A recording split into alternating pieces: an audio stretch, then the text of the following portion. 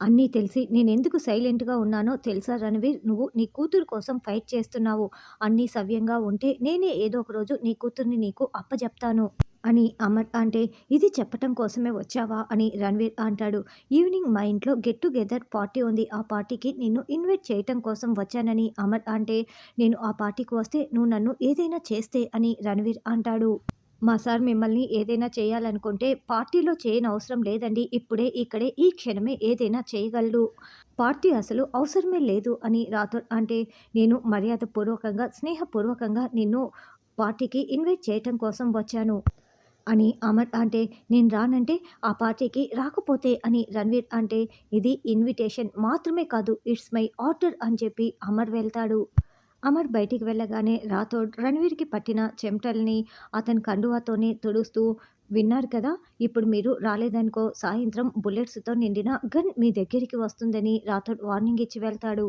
"ఇదేంటి లాయరు" అని రణ్వీర్ ప్రశ్నిస్తూ ఉంటే, "మిమ్మల్ని షూట్ చేస్తామని చెప్తున్నారని" లాయర్ అంటాడు. "అది కాదు, ఇప్పుడు ఆ అమరేంద్ర నన్నెందుకు పార్టీకి ఇన్వైట్ చేసినట్లు" అని రణ్వీర్ అంటే, ఫ్రెండ్‌గానే పిలుస్తున్నానని చెప్తున్నాడు కదా! అక్కడికి వెళ్తే మీ కూతురు గురించిన ఏదైనా ఇన్ఫర్మేషన్ తెలుస్తుందేమో ఒకసారి వెళ్లి చూడండి అని లాయర్ చెప్తాడు. ఈ విషయం మనోహర్‌కి తెలిసే అమర్ ఇదంతా చేస్తున్నాడా అని రణ్వీర్ ప్రశ్నిస్తూ ఉంటే, డైరెక్ట్‌గా మనోహర్‌ని గారిని అడిగి తెలుసుకుంటే సరిపోతుందని లాయర్ చెప్తాడు. ఏంటి రాథోడ్, ఆయన రణ్వీర్‌ని పార్టీకి ఇన్వైట్ చేయటమా? అతన్ని చూస్తేనే కాల్చి పడేయాలన్నంత కోపంగా ఉన్నారాయన?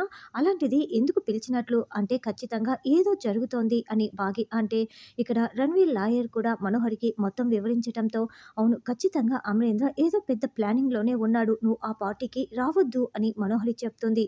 నేను రాకపోతే అమర్‌కి డౌట్ వస్తుందేమో మనోహరి అని రణ్వీర్ అంటాడు. అవును, పైగా రాకపోతే షూట్ చేసేస్తామన్నట్లుగా వార్నింగ్ కూడా ఇచ్చారని లాయర్ చెప్తాడు. అసలు లాల్ సింగ్ ఇక్కడికి రావటం, ఇప్పుడు ఏదో ఫంక్షన్ అరేంజ్ చేయటం, రణ్వీర్‌ని ఆ పార్టీకి పిలవటం, ఖచ్చితంగా ఏదో జరుగుతోంది రాథోడ్ అని బాగి అంటుంది. అంజు గురించి ఏమైనా చెప్తారా అనుకుంటే అలా ఏమీ అనిపించట్లేదు. అసలు మనోహర్‌ని డైవర్ట్ ఏదో చేసేసాం కానీ ఇప్పుడు ఏం జరుగుతోందో అసలు అర్థం కావటం లేదే అని బాగి టెన్షన్ పడుతూ ఉంటుంది. ఇంత సస్పెన్స్ ఎప్పుడూ లేదు మిస్సమ్మ. నాకు కూడా ఏమీ అర్థం కావటం లేదని రాథోడ్ అంటాడు. ఉదయం లాల్ సింగ్ అంజు గురించి నోరు జారాడు అని జరిగిన విషయం మొత్తం కూడా మనోహరి చెప్పటంతో, అంటే అంజుయే మన కూతురా? రణ్వీర్ అంటే, అది నాకు సగంలోనే నిలిచిపోయింది. ఫుల్ క్లారిటీ అయితే రాలేదని మనోహరి చెప్తుంది. ఫంక్షన్‌కి సంబంధించినవన్నీ కూడా నన్నే చూసుకోమని అమర్ చెప్పాడు. అసలు ఫంక్షన్‌లో అమర్ ఏం చేయబోతున్నాడు అని మనోహరి, రణ్వీర్, లాయర్ ముగ్గురు ఆలోచిస్తూ ఉంటే, అవును ఏం చేయబోతున్నారు అని బాగి రాథోడ్ కూడా ఆలోచిస్తూ ఉంటారు. నన్ను ఫంక్షన్‌కి పిలిచి చంపేస్తే మనోహరి అని రణ్వీర్ అంటే, అది ఫంక్షన్‌కి పిలిచి చంపాల్సిన అవసరమే లేదు. ఇప్పుడు కూడా నిన్ను చంపేయగలడు అని మనోహరి చెప్తుంది. ఇదే మాట అమరేంద్ర గారు కూడా చెప్పారని లాయర్ చెప్తాడు. అయితే మనం సాయంత్రం వరకు వేచి చూడాల్సిందే ఏం చేస్తాడు అన్నది అని బాగి, రాథోడ్, రణ్వీర్, మనోహరి అందరూ అనుకుంటూ ఉంటారు. ఇక పార్టీకి గెస్ట్‌లందరూ కూడా ఒక్కొక్కరు వస్తూ ఉంటారు. "ఏమో గాని మనోహరి, పార్టీ అరేంజ్‌మెంట్స్ అన్నీ కూడా చాలా బాగా చేశావు. నీకు అంత ఎక్స్‌పీరియన్స్ ఉందా?" అని చెంబ అంటుంది. మనోహరి మాత్రం రణ్వీర్ కోసం ఎదురు చూస్తూ ఉంటుంది. "ఏంటి మనోహరి, ఎవరి కోసం ఎదురు చూస్తున్నావు?" అని చెంబ అంటే, "నేను రణ్వీర్‌ని ఇక్కడికి రావద్దని చెప్పాను. అసలు అమరేంద్ర ఏదో ప్లాన్ చేశాడు. అదేంటన్నది అర్థం కావటం లేదు. అదిగో రణ్వీర్ వస్తున్నాడు చూడు" అని మనోహరి కంగారు పడుతూ ఉంటుంది. "ఆ! చెప్పు లాయరు" అని రణ్వీర్ ఫోన్ మాట్లాడుతూ లోపలికి వస్తూ ఉంటాడు. "ఈ మనోహరి చూడు మిస్సమ్మ ఎలా కంగారు పడుతోందో" అని రాథోడ్ అంటే, "అవును, అసలు ఆయన ఏం ప్లాన్ చేశాడో, ఎందుకు ఈ పార్టీ అరేంజ్ చేశాడో కాసేపట్లో తెలిసిపోతుందిలే రాథోడ్. నాకు కూడా టెన్షన్‌గానే ఉందని" బాగి అంటుంది. "ఫస్ట్ టైమ్ సార్ ఏం చేస్తున్నాడో నాకు కూడా చెప్పలేదు మిస్సమ్మ" అని రాథోడ్ చెప్తాడు.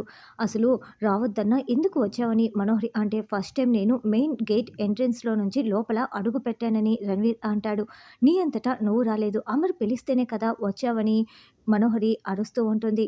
"సరే కానీ రాథోడ్, నువ్వు వెళ్ళి ముందు ఆయనకి చెప్పు, రణ్వీర్ వచ్చాడని చెప్పు" అని బాగి పంపించటంతో, రాథోడ్ "సార్, రణ్వీర్ వచ్చారు సార్" అని వేరే వాళ్ళతో మాట్లాడుతున్న అమర్ దగ్గరికి వచ్చి చెప్తాడు.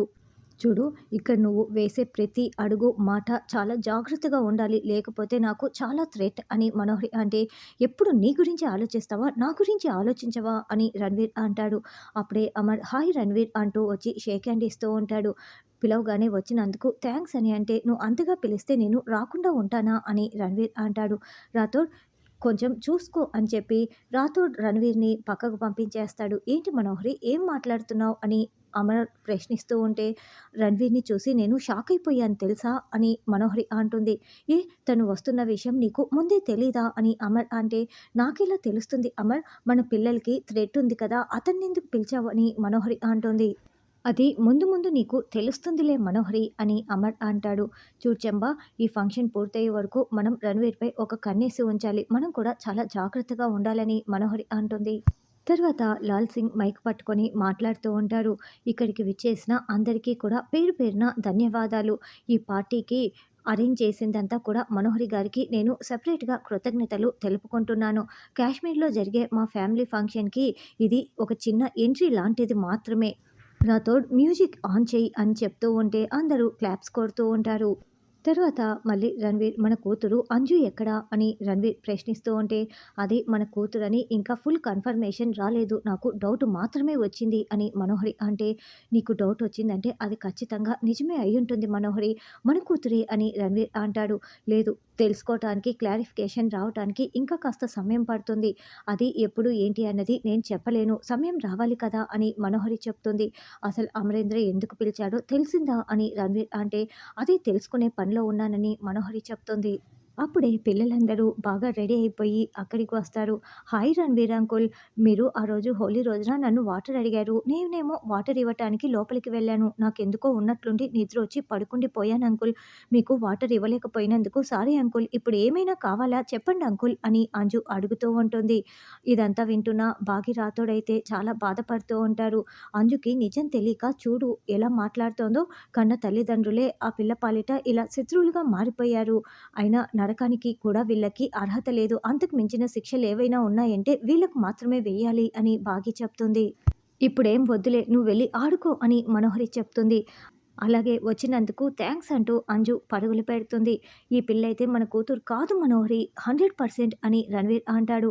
"ఏ ఎందుకు నువ్వు అలా చెప్తున్నావు?" అని మనోహరి అంటే, "ఈ పిల్ల వినయం, విధేయత, ఆ గౌరవం చూస్తున్నావా? ఖచ్చితంగా అన్నీ అరుంధతి పోలికలే. అదే మన కూతురు అయి ఉంటే నీ గర్వం, పొగురు వచ్చి ఉండేటివని" రణ్వీర్ అంటే, "సరేలే చాల్లే ఆపుతావా" అని మనోహరి అంటుంది.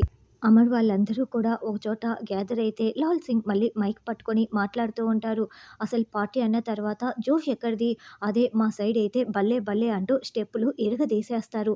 ఇప్పుడు మనం కూడా డాన్సులు వేయాలి. ముందుగా డాన్స్ చేస్తున్నది ఎవరో తెలుసా? అమరేంద్ర, బాగీ" అని చెప్తూ ఉంటే, "రేయ్ ఏం మాట్లాడుతున్నావురా?" అని అమర్ అంటాడు. "ఏరా నీకు డాన్స్ వేయటం రాదా? సిస్టర్ మీరు రండి, అక్కడే నిలబడి ఉన్నారేంటి? అమర్ పక్కకు రండి" అని లాల్ సింగ్ పిలుస్తూ ఉంటే, "మిస్సమ్మ నీ పంట పండింది మిస్సమ్మ, ఈరోజు వెళ్ళు వెళ్ళు" అని రాథోడ్ చెప్తాడు. "డాన్స్ ఇరగదీసేయాలి మిస్సమ్మ" అని రాథోడ్ చెప్తే, బాగి వెళ్ళి అమర్ పక్కన నిల్చొని ఉంటుంది. "అరేంజ్‌మెంట్స్ అన్నీ నీవి, డాన్సులేమో వాళ్ళవా" అని చెంబా మండిపడుతూ ఉంటే మనోహరి కోపంగా చూస్తూ ఉంటుంది. "నేను రెడీనే అన్నయ్య, ఆయనకి డాన్స్ వచ్చో లేదో అడిగి తెలుసుకోండి. డాన్స్ చేయాలి కదా! డాన్స్ వస్తేనే కదా చేసేదని" బాగి అంటే, "ఏంటి మా వాడికి డాన్స్ రాదని చెప్తున్నావా సిస్టర్?" అని లాల్ సింగ్ అంటే, "హలో, నాకు డాన్స్ రాదని ఎవరు చెప్పారని" అమర్ అంటాడు. "మీకు ఫైటింగులు, చేజింగులు, హెలికాప్టర్‌లో నుండి జంపింగులు తప్పిస్తే మీకు డాన్స్ రాదు కదా! ఎందుకంటే మీరెప్పుడూ డాన్స్ చేయలేదు కదా" అని బాగి చెప్తుంటే, అమర్ కోపంగా బాగి వైపు చూస్తూ ఉంటాడు.